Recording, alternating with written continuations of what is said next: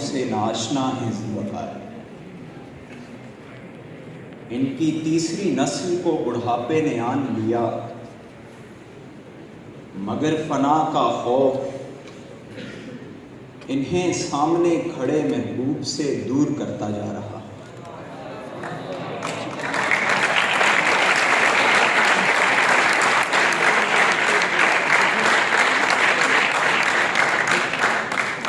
تپش فراق سے ان کے جسم کے چھالے انگارہ بن جائیں گے، لیکن یہ عشاق اپنے محبوب کی جانب ایک قدم بھی اس لیے نہیں بڑھائیں گے کہ کہیں اجل کا پردہ حائل ہو کر قصہ تمام ہی نہ کرے۔ یہ اجل کس عفریت کا نام ہے ذوالفقار، جو ہمیں ہماری ہی تمناؤں کی سولی پہ لٹکا کر ہماری امنگوں کا ماس نوچتا ہے۔ یہ عشق آسان کیوں نہیں ہوتا ذوالفقار، ہجر کے دن فقط انتظار اور آہوں کی مقراس سے کیوں نہیں کٹتے؟ شاید اگر ایسا ہوتا تو ہم ایسوں کے کاروبار عشق کی تاب کون لاتا، جن کے عشق کی عمارت خود غرضی اور ذاتی مفاد کے ستونوں پر کھڑی ریاکاری اور نمود و نمائش کی مثالیں قائم کرے، وہ اس کے انہدام سے بے خوف و خطر کیسے رہے؟ مسجد و مندر اور دیر و کلیسا سے لے کر دین و دنیا اور گناہ و ثواب تک سوچیں کہ ہم عشق کی ابدیت کے دھاگے باندھتے ہیں یا زندہ رہنے کی کشمکش ہمیں سجدوں میں معلق رکھتی ہے۔ مسیحا کو صلیب پر لٹکتا دیکھ کر ہمیں انسانیت کا دکھ ستاتا ہے، یا اجل کو اپنا در کھٹکھٹاتے سوچ کر ہماری آنکھیں نم ہو جاتی ہیں۔ دعاؤں کی رکعت میں کسی ذات کا اشتیاق ہے یا کوئی ابہام انہیں تپش آمادہ کرتا ہے، سو وہ دیوانگی جو شہروں کو دشت اور انسان کو وحشی بناتی ہے، عشق کی دیر نہیں ہو سکتی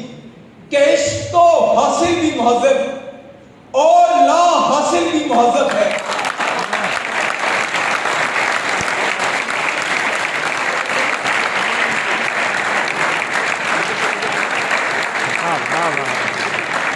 اور تہذیب کبھی مرتی نہیں ذوالفقار، سو جن کا عشق حیات و ممات کے کول و قرار کا مصدر ہو، عشق ہی نہیں کیونکہ مشروط تو معاہدے ہوا کرتے ہیں، عشق تو آزاد اور بے نیاز ہوا کرتا ہے۔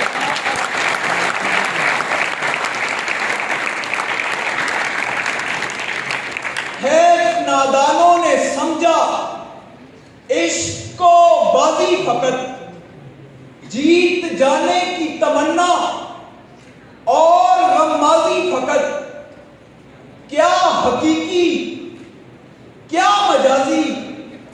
آئینہ سازی فقط، سوچ سے بیگانہ مصرع انشا پردازی فقط۔ عشق کیا شے ہے کسی کامل سے پوچھا چاہیے، کس طرح جاتا ہے دل بے دل سے پوچھا چاہیے۔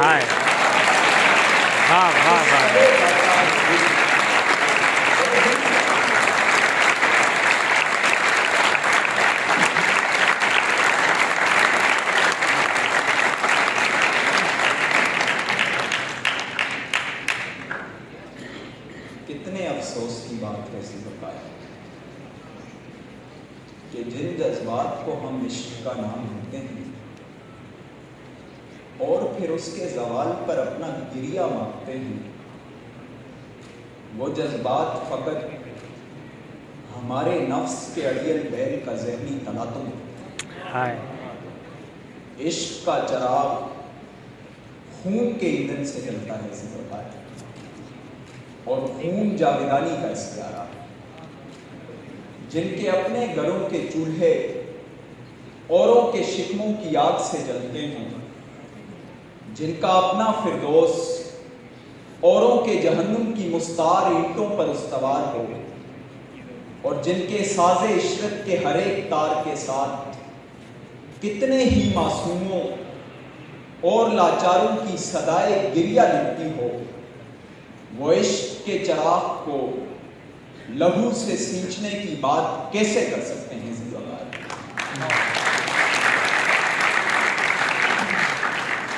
فرد کی ذاتی زندگی سے لے کر افراد کی اجتماعی زندگی تک ہمیں اعمال میں عشق کا دعویٰ تو ملتا ہے، لیکن کہیں دلیل کا نام تک نہیں لیا جاتا۔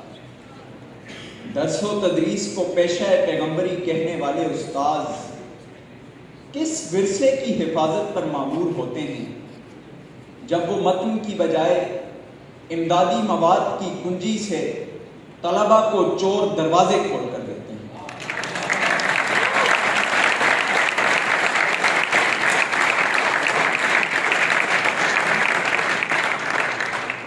اور ان کے احترام میں زانوئے تلمس طے کرتے طلبہ انہی دروازوں کی چوکھٹ ان کے نام بگاڑتے ہوئے عبور کرتے ہیں۔ لفظ کے احترام کا شور مچاتے ادیب بکاؤ جملے لکھتے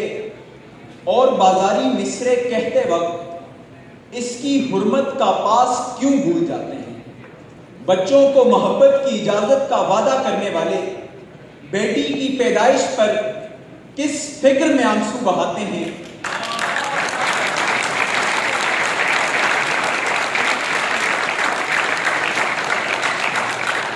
منشور اور نظریے کو اپنا ایمان کہنے والا لیڈر کنپٹی پر بندوق کا زور پڑتے ہی اپنے عوام کو ٹی وی سکرین پر یہ پیغام بھیجتا ہے کہ میں اپنے حصے کا عشق کر چکا، کسی بڑے انقلاب کے انتظار میں مضطرب کروٹیں بدلتے عوام چناؤ مہم کے دوران اپنی بیٹھک میں 4 کرسیوں اور ایک میز کا دفتر کھول کر بشاش ہوتے ہیں۔ لیکن کتنے دکھ کی بات ہے زیباکار کہ یہی عوام انتخابات کا پورا دن سو کر گزارتے ہیں، انصاف کی فراہمی کو خدا کی صفت بتا کر کرسی سے عشق کا غلغلہ کرنے والے قانون کو اندھا کہتے ہیں، لیکن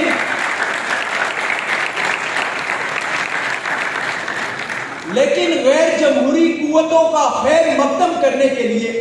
خود بھی اتنے ہی اندھے ہو کر نظریہ ضرورت کے دروازے کھول دیتے ہیں۔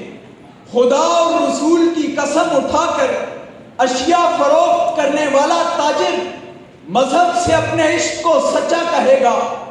یا پیشے سے مذہبی پیشوا خدا کے سچے عاشق بنتے ہیں، لیکن کتاب خدا کا سبق بلا کر اس کے کنبے پر حقارت تھوکتے ہیں۔ فنون لطیفہ سے ہمارا عشق اس وقت تک مکمل نہیں ہوتا جب تک اسے مسابقت کی کسوٹی پر طلائی تمغوں اور اعزازی اسناد سے میزان نہ کر لیا جائے اور وطن کی حمیت پر جان قربان کرنے کا حلف اٹھانے والے جب امن و آشتی اور رواداری کے گیت گانے لگے تو سمجھ جائیے کہ وہ وطن سے عشق کے ہرجائی ہیں کہ تیری ہستی کا ہے آئینے تفنن پر مدار، تو کبھی ایک آستانے پر جبیں فرسا بھی ہے حسینوں میں وفا ناشنا تیرا خطاب، اے تلبن کیش تو مشہور بھی رسوا بھی ہے، لے کے آیا ہے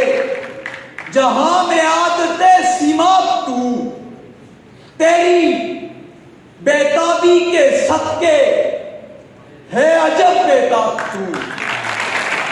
تیری بیتابی کے صدقے ہے عجب بیتاب تو۔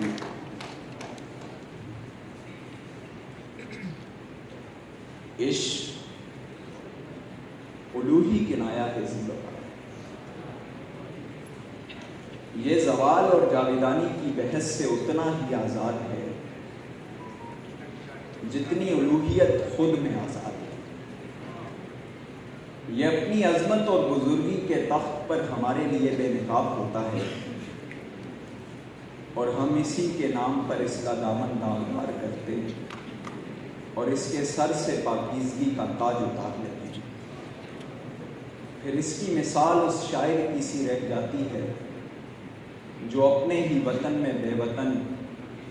اور اپنے ہی جاننے والوں میں انجان رہتا ہے۔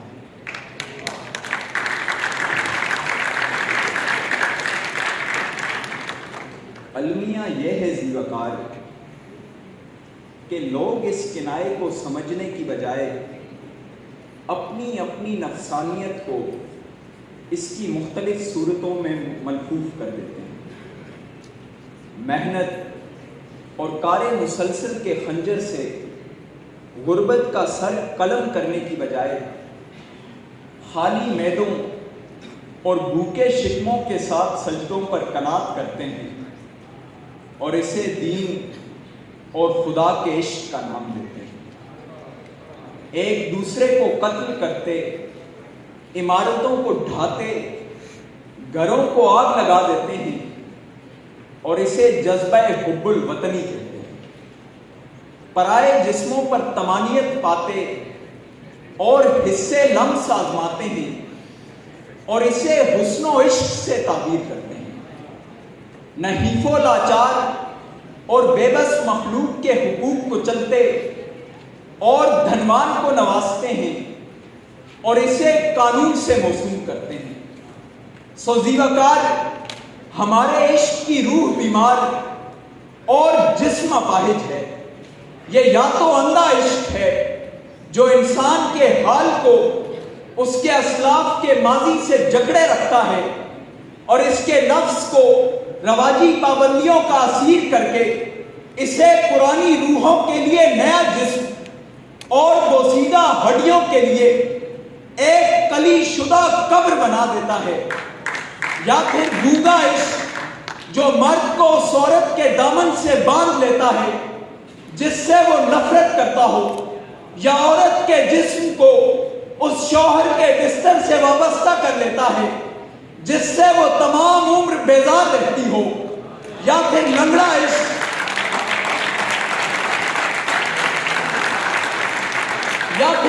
عشق جو نومولود بچوں کو سیاہ بختی کے ان مسکنوں میں پھینک دیتا ہے جہاں ضرورت اور جہالت ہم پہلو مقیم ہوتی ہیں۔ سو ذی وقار ایسے بیمار اور لاچار عشق کو زوال آ ہی لیتا ہے جس کے اسیر عشاق نہیں غلام کہلاتے ہیں، اور غلاموں کو تنہائی تو میسر ہوتی ہے مگر ہجر اور انتظار کی تپش ان سے اتنی ہی دور ہوا کرتی ہے جتنی آزادی زندہ سے دور ہوا کرتی ہے۔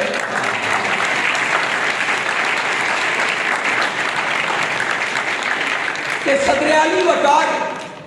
عشق کیا کارے حوث بھی کوئی آسان نہیں، خیر سے پہلے اسی کام کے قابل ہو جاؤ، ابھی پیکر ہی جلا ہے تو یہ عالم ہے میاں، آگ یہ روح میں لگ جائے تو کامل ہو جاؤ، آگ یہ روح میں لگ جائے تو کامل ہو جاؤ۔